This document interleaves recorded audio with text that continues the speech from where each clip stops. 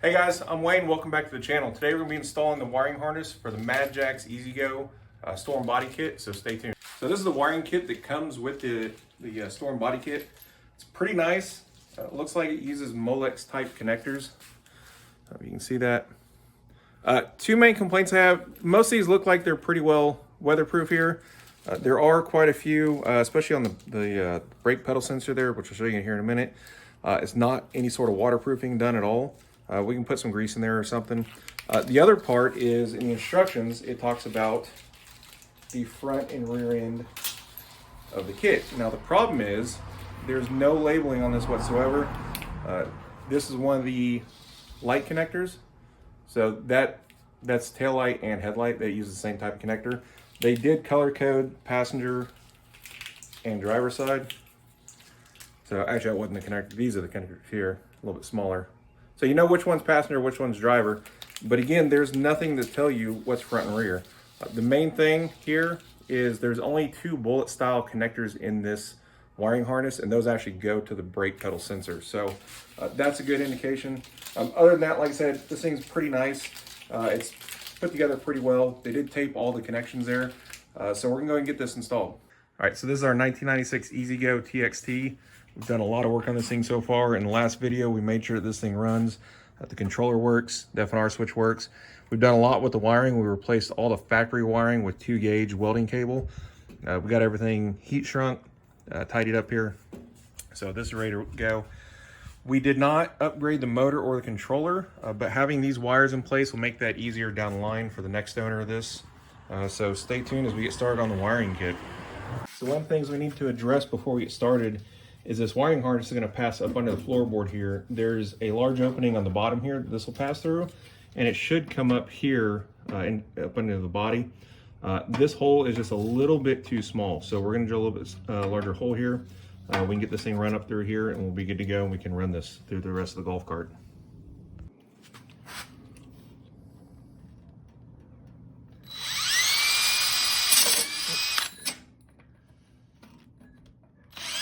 No, go past this part. In fact, never play this again. All right, this is what we're gonna do. Went out back, got some wood from the scrap pile, and we're just gonna bolt this thing up, and then that will give us something for the pilot bit to grab onto.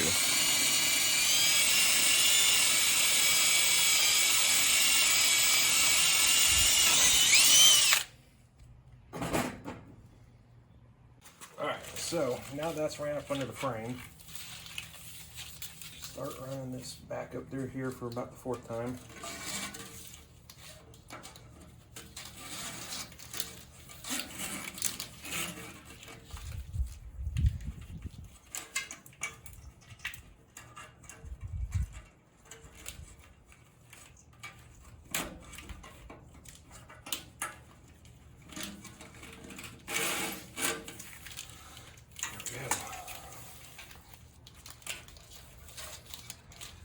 This can run to the back. Here's the tail lights. Start hooking up the center section and the front section.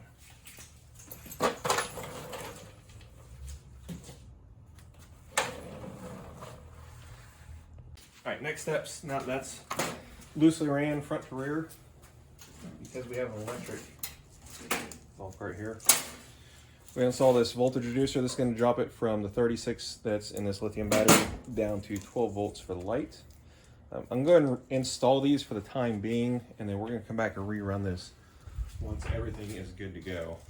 One thing I want to do is make sure all the lights work, all the functions on the circuit work before we permanently install everything, so nothing's going to be zip tied just yet. We're just going to wire everything and make sure that it in fact works.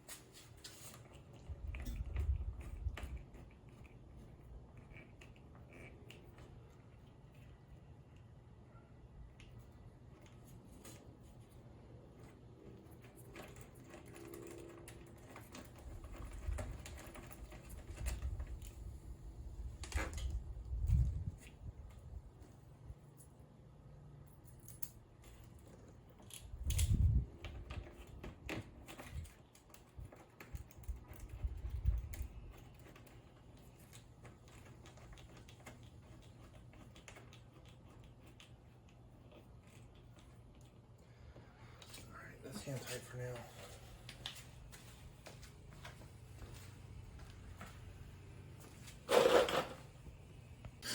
All right, this is the relay that's included with the kit. The black wire comes off the battery. The red wire actually comes from the harness itself, which is getting power from the voltage reducer. Then we have this yellow and red pair here. I suspect this is to power the reverse lights. This red power wire, I believe, is probably going to go to the reverse circuit on the F&R switch. I'm not 100% positive, doesn't really detail that in the instructions for what I've seen so far. I'll probably get a meter and check that, because the voltage coming from the F&R switch is 36 volts. So I suspect they're using this relay to use 36 volts to activate it and send 12 volts to the reverse lights themselves. So we'll take a look at that here shortly, but that's the relay right there. Pretty simple instructions. They did a good job with the instructions. Everything's full color, pretty well descriptive here. But I think whoever wrote this either designed the kit or had previously installed the kit at least more than once. So there's a lot of small details where someone who hasn't done this before is probably gonna have a little bit of questions. It's gonna take a little bit longer to work through, but all in all, it's not too bad. So this is where having some electrical knowledge is gonna come in hand, especially when we work on these older vehicles. This step right here, number 15, is for an F&R switch on the panel, the body, which we have, but it's not a rocker switch like that. It's actually a physical switch that goes to that big chunky F&R over there. There's that option. And there's also an option for vehicles with the F&R switch on the dash. So both of those are different setups electrically than the big F&R switch that we have over there. If I can get a good view of it, then that guy right there. So thankfully there is a reverse circuit we can tap off of. The reverse alarm, which is actually not there, so I need to order one of those. But we can use a reverse circuit that powers that reverse alarm to power up the reverse lights on this thing. So we'll just tap into that. Matter of fact, the wiring harness is designed so you can plug into that and not have to splice any connections. So we'll get that plugged in, and we'll make sure that that works as well.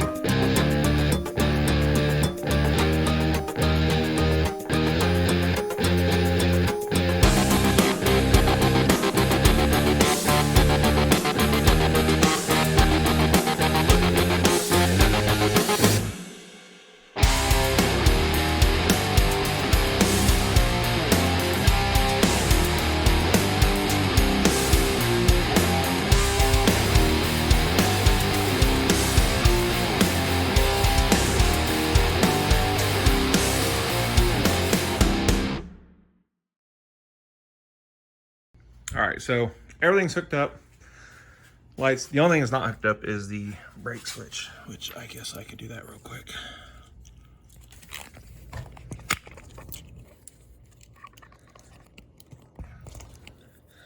The bracket's really not in place, and I don't know if it's even gonna work.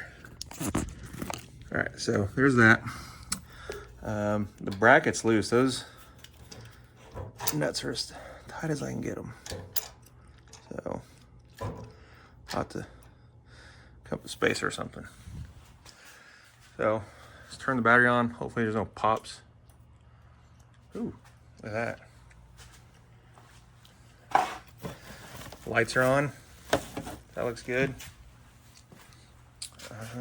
Headlights aren't on yet. So what do we need to do here?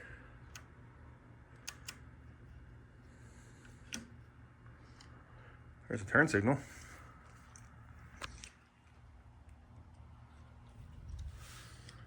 Turn signal there. Turn signal there.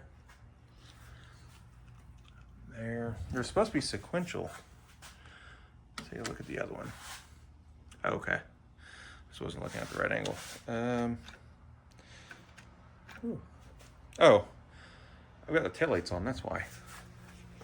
Those need to be at the back. Those need to be at the front. But, still works. Let's see. How do I keep the high beams on?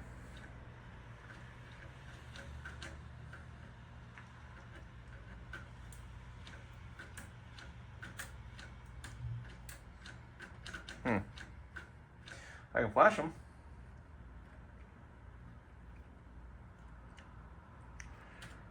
Oh, there we go. High beams. Oh, those are running lights.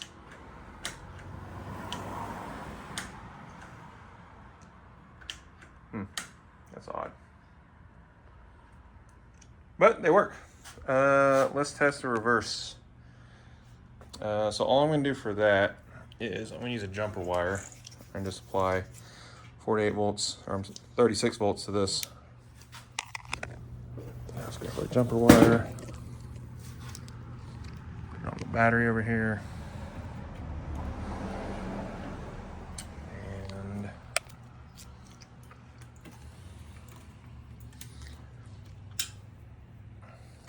if I can hold on to this thing. Oh, there we go.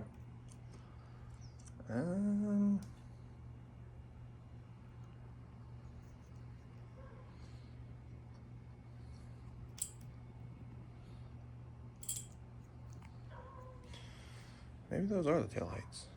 No. There's no. It should be reverse. Oh, because I've got the wrong lights, so I was trying to power those up. All right, hold on a minute. Let me swap these out. All right, got everything hooked up the right way now. Let's try this again. All right, battery's on. We got tail lights.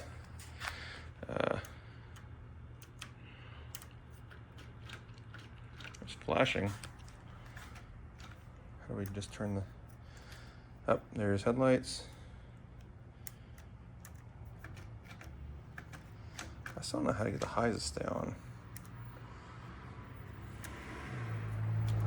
Ah, there we go. First position is lows, then highs. Up, there we go. So we have running lights, low beams, high beams, on off. Let me see our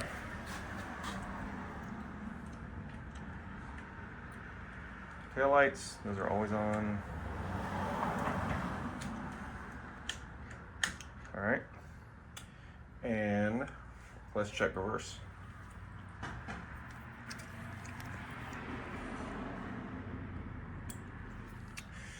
And reverse lights. Let's check. Let's see. There we go. Other one. Up there. Up there. And last thing we need to check is the four ways. So turn that on. Flashing. All right, success. So, wiring harness works. Oh, brakes. Let's check. Let me turn the four ways off. Oh, I wonder if that's why those lights are always on. I think because the bracket, let me see if I can do all this. If I can find it. All right. That looks backwards. So I'll have to look at that. That's brake lights on with the switch not depressed. Brake lights go off when the switch is depressed. That's what I've just got. here. There we go. I had the headlights on. It's a little odd, but everything works. Wait, that's that right? No, they're still reversed. So that's odd. Something is hooked up backwards, so I'll have to look at that and figure that out next. All right, so I've been getting ahead of myself on these instructions, which is why the lights are backwards and the whole 9 yards. This is the section for the brake light switch. You're supposed to slide this down until that switch is depressed against the brake pedal. And so you see there, once it's in place and you push the brake pedal, which I can't really show it very well because this bracket won't tighten up, this actually travels down and releases tension on that switch. So once we get this thing mounted properly, right there, and that's as far over as I can get it to go. So you can see it's all the way over. So I have to modify this bracket a little bit. I may just drill new holes and move that switch over so it sits right on top. And these are as tight as I can get them. And I can tighten them up a little wrench a little bit more. One of these I got hand tight all the way, just kept spinning. So we'll have to put some spacers there. But other than that, that should take about 10-15 minutes to fix. We'll be ready to finish up the wiring installation. We'll get all the wiring buttoned up with the exception of the headlight portion of the harness. I don't know if I'm going to mount the voltage reducer just yet. This is going to have to be mounted somewhere. I may wait until at least put the body on to figure out where we want it to go. I suspect we're just going to mount it right here, but may change our mind. We'll see. I'd like to leave that space open, put a cooler there.